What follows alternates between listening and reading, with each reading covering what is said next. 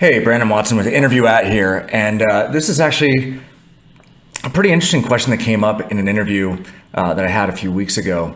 The question came from a working mother, and it's not one that's going to be uncommon going forward with everything that everyone's been through in the last handful of months with regard to work at home related to COVID.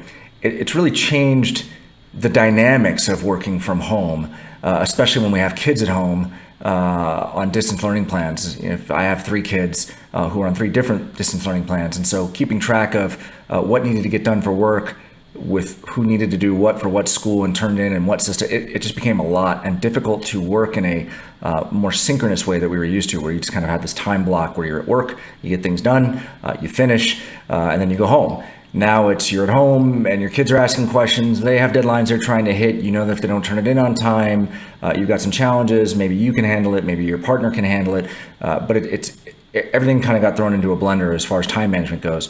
And what this question really was about was how, as you're interviewing with a new company, can you ask and probe what their level of support and expectations are for people who are in that predicament, who are going to have to work from home now because of the situation, but also have kids at home that are at home because of the fact that they can't go to school and they're on distance learning plans. This may all be gone by September, but all signs are pointing to mixed results across the country. So how can you ask this question in a way that doesn't put you in an uncomfortable spot, especially if you're a woman? Oftentimes asking questions related to family can be fraught with peril and discomfort because the fear is that maybe you're going to get judged based on the questions that you ask, and maybe you're representing to the company that's hiring that you don't have the right level of commitment.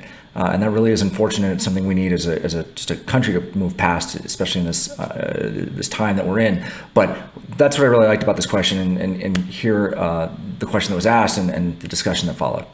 Yeah, so like my question was, how do you broach to hiring managers their support and understanding how they have,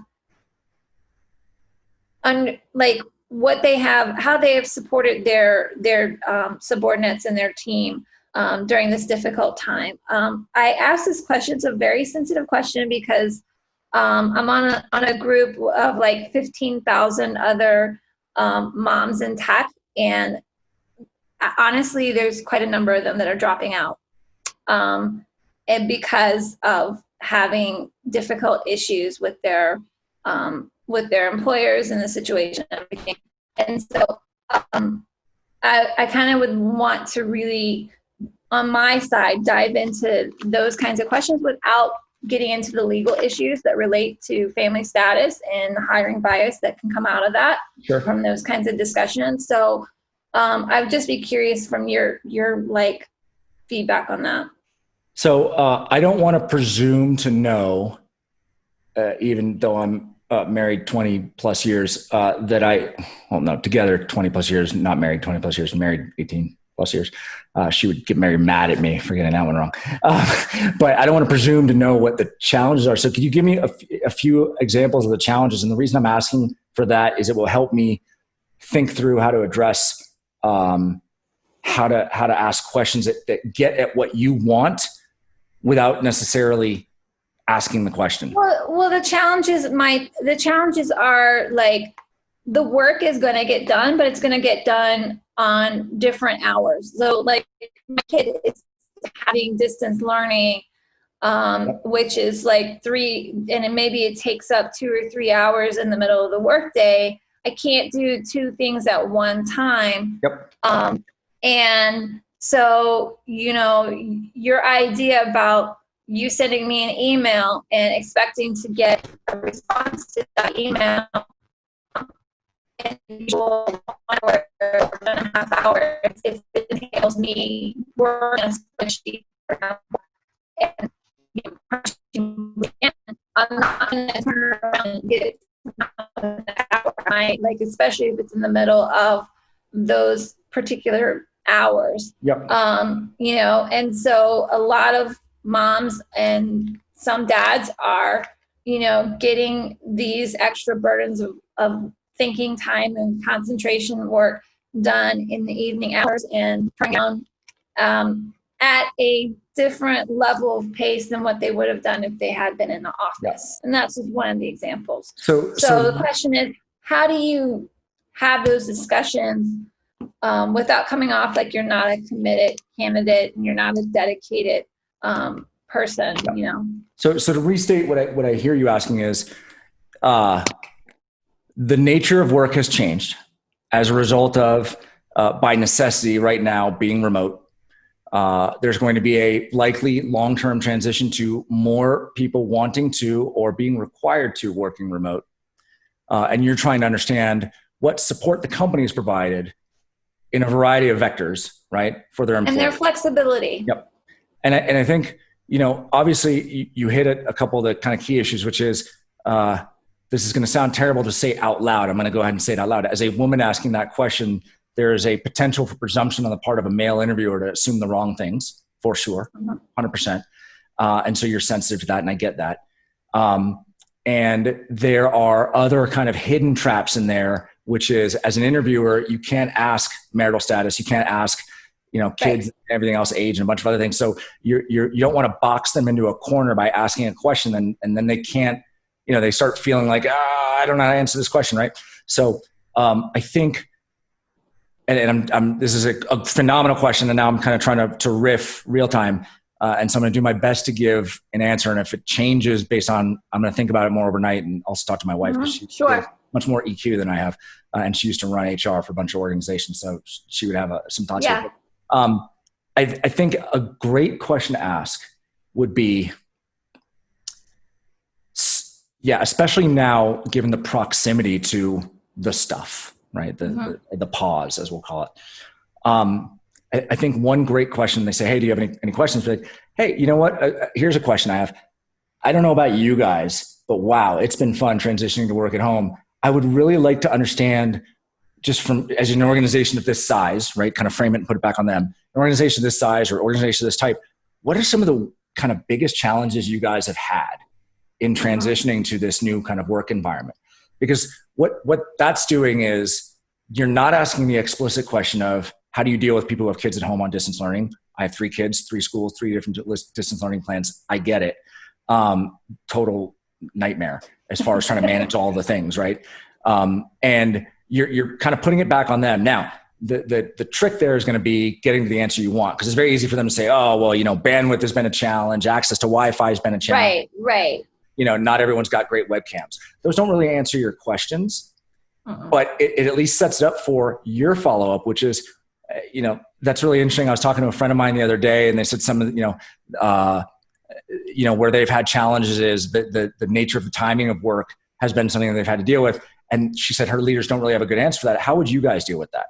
Right? Because now what you've done is you've appealed to a higher power, someone else, and you've pushed the question off onto them without making it sound like you're asking the question, right? So you've kind of removed yourself as the asker and saying, well, I didn't have a great answer for this. I would actually love to hear how you guys dealt with this. Surely you guys have dealt, like, kind of put it on them. Surely you've dealt with this. So I would love to hear how you've dealt with this thing, because her company's doing a really crappy job of it.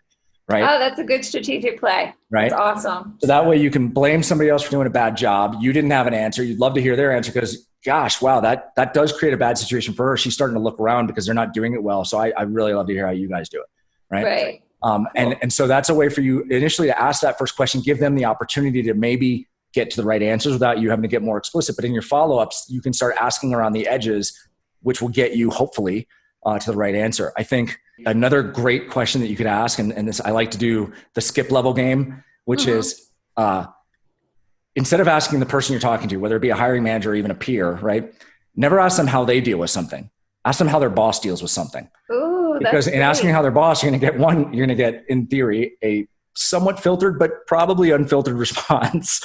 Right. And so what you can say is, hey, I'm really curious. You know, I don't know about you, but I've had situations now where I'm getting emails from my boss at like 3, and I've got to deal with kid homework deadlines that, whatever their submission stuff isn't working, make up something, right?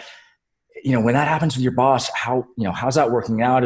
How understanding is the leadership team being about this kind of stuff? Because now it's not his or her problem, it's someone else's problem. And so you're removing them from the blame calculus and allowing them to actually maybe express frustration that they might have and share with you stuff that they might not have otherwise shared if they felt like it was you testing them.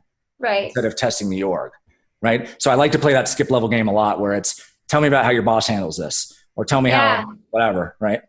Yeah, that's very true. And a lot of people mimic their boss's style of management, at least the level who haven't found their own Yep. style. But yeah, for sure. Cool. Does that help? That is super helpful. Those are some great strategies. I Yeah. had asked this same question to a panel of UX hiring managers that was done by UXPA DC last night, a webinar.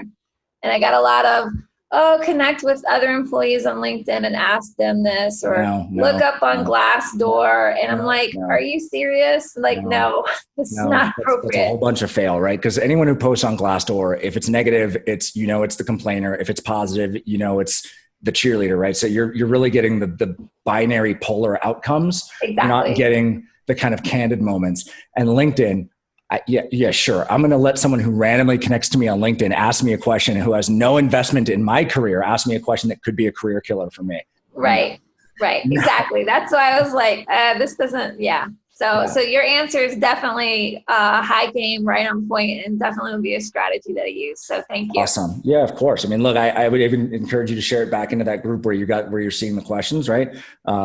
Because I think there's going to be, well, obviously, if other people are asking, other people have this problem, and I think that's a way to kind of help other people.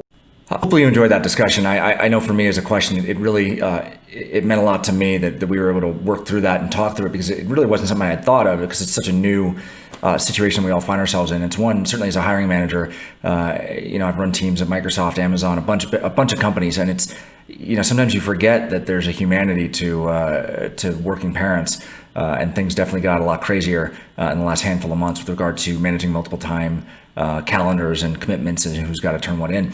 I do want to kind of add to the point about LinkedIn and Glassdoor. They're great resources. Don't get me wrong. Glassdoor is a fantastic resource.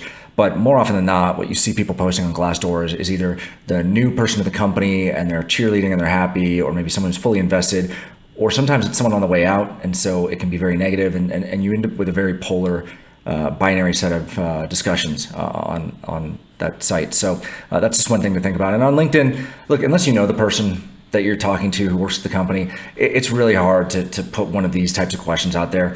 You may not get a candid answer. You may feel like they're not being straight with you, or maybe they're being evasive, and it could just be the person just doesn't know what to make of the question coming from the outside and wants to be careful about what they say, which is all rational and reasonable. So unless you've got built up trust with someone on LinkedIn, I would be a little bit hesitant to put a question like this into the public sphere, just because they may not give you an honest answer, because they don't know you. You don't have that trust built up between the two of you.